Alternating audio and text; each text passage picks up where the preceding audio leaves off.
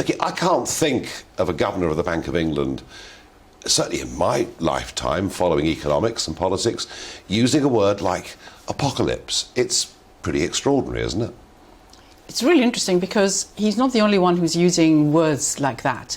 The World Bank itself said very recently, that was the head of the World Bank in fact, talking about a potential human catastrophe because of the food price increases.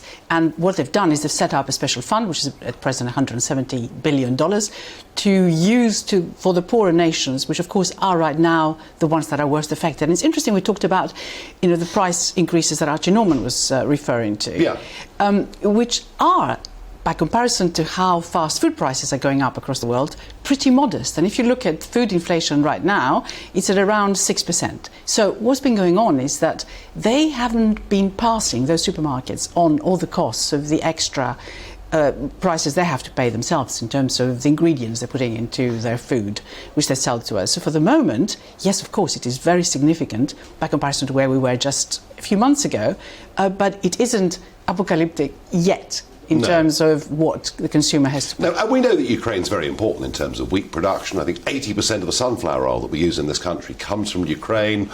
Odessa, of course, they've got stocks they can't safely get out.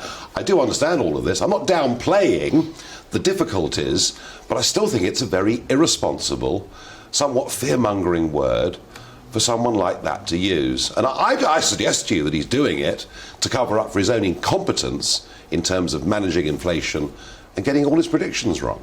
Yes, but if you look at what the CPI has been doing recently, which is the consumer price inflation, which of course has been rising, as you rightly have been saying, for some time, but now really rather fast, the major components there are food prices, even though, yes, 6% food price increase is quite significant as part of the overall CPI, and energy.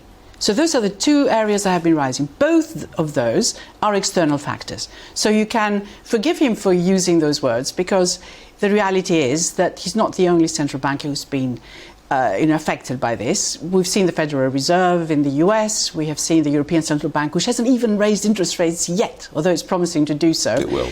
They all, of course, they all have been, yes, okay, perhaps they didn't quite expect that increase, but they've all been surprised by what's been happening and unable to react, because if you raise interest rates here, or even if you restrict the amount of money that's in the economy, in reality you're going to be hitting all those people whose main spending is food and energy, and those are not really going to suddenly start coming down because you've raised interest rates.